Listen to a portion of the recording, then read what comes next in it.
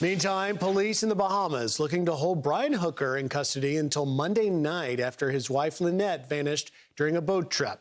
When the incident first came to light, Brian told a friend she was swimming toward the boat, saying, "The wind blew me away from her, and she swam towards the sailboat, and we lost sight of each other pretty quickly." But authorities say he gave law enforcement a different account, claiming she was stranded out at sea. That friend, Daniel Danforth, joins us now after meeting Brian and Lynette in 2023. And Daniel, thank you for taking time. Let's walk through your communications with Brian and your sort of sense of what do you think occurred here? What transpired? You know, it's so shocking to not only just me, but to the entire boating community that something like this would happen. That as the event started to unfold, we didn't really wasn't sure what was going on. It was Easter, and my wife had made a post about sailing, and Brian had liked it. And then Monday morning, when the text come out that said that they were looking for Lynette, she had fell off the boat.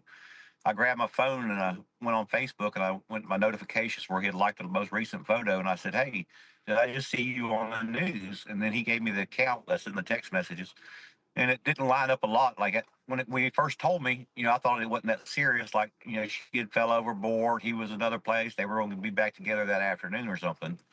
And that there wasn't a lot of serious or dramatic to the text. So we actually continued our conversation about sailboats and a few other things.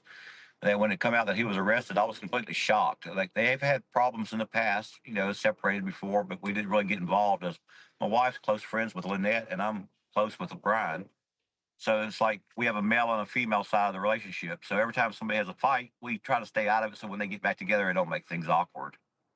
Yeah, I totally understand that, Daniel. But let's talk about you. You're privy to the marriage itself, and some of what set all of this really in motion with questions was his stepdaughter, Carly Aylesworth, did an interview with me and told me that there was this history of domestic violence in the relationship. Now, Brian's attorney, Terrell Butler, came on Fox and Friends yesterday and had this to say about those allegations of prior violence. Listen. He has categorically denied that. He has denied the allegations. And there was mention of an incident that occurred in 2015. And during that, and his wife was the one who was arrested. And he does not want to dwell on negativity. He has been reluctant to respond to the claims made by his stepdaughters, but he did mention that she has a medical history that needs to be looked in. She's on certain medication. She can be easily influenced, and that may be affecting what she's saying. What do you say about, she's saying one thing, he's saying it's not true. Did you see any indication that there could be domestic violence in this? I have no knowledge of any kind of domestic violence. All I know is about their experience sailing and then in part of the boating world. And they were very, very experienced boaters. They were, very outgoing, forward. They reached out to us to make contact. Yeah, somebody's there calling you, seeing you on TV. Hey, I've got to. I apologize. I'm at work right now. Well, thank you for taking time. Just in the last 10 seconds I've got, Daniel, is it odd to you, did it strike you as odd that Lynette went in the water with the key? Yes, very odd.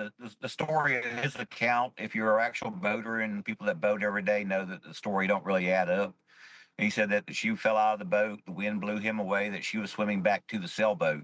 So he actually acted like he didn't have a lot of concern, like, she would have made it to the sailboat without a problem. And then when he got to land, why didn't he immediately go back to the sailboat to check and see if she had made it?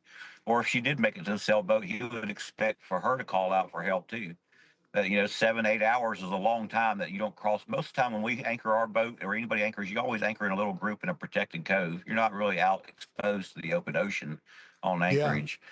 You take the proper captain, you always take proper planning procedures ahead of time, and you sure don't go out in a small dinghy in rough waters. That's usually just for going to land back to your sailboat. It's not really a boat made for commuting. All right, Daniel Danforth, thank you very much for your insight. We'll continue to follow this. We appreciate you taking time. Now back to work for you. Thank you. Thank you, sir. Be sure to like and subscribe for all the Fox News latest on YouTube and catch full shows streaming now on Fox One.